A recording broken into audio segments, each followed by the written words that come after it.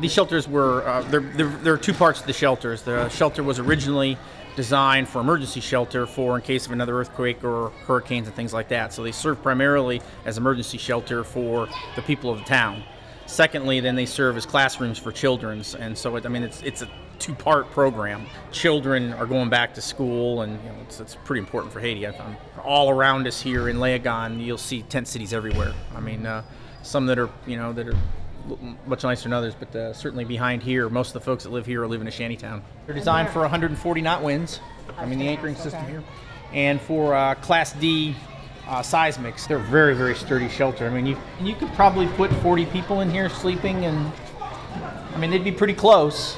They're delivered by a roll-on, roll-off ship from Port Everglades. They were built in our Waycross plant in Waycross, Georgia, brought down to Port Everglades, and about a 3-day ship transit here, and then offloaded down to Port-au-Prince. There's a half right there. It's an 8-foot wide, so they're about the size of a Sealand container, one of the regular containers. Right. But they're on their own frame, so they can be moved around a lot easier in the country. This is what was left of most of the school. It pretty much collapsed completely, and the roof was propped up with sticks basically, and there were kids still going to school in there. There's 4 going in this site. There's 3 at the Piscaya site.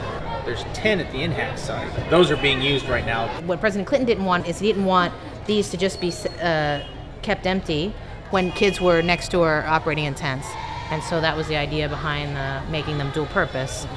And so that's why they're doubling as schools now. Grâce à la Fondation Clinton, nous voici en mesure de reprendre les activités scolaires.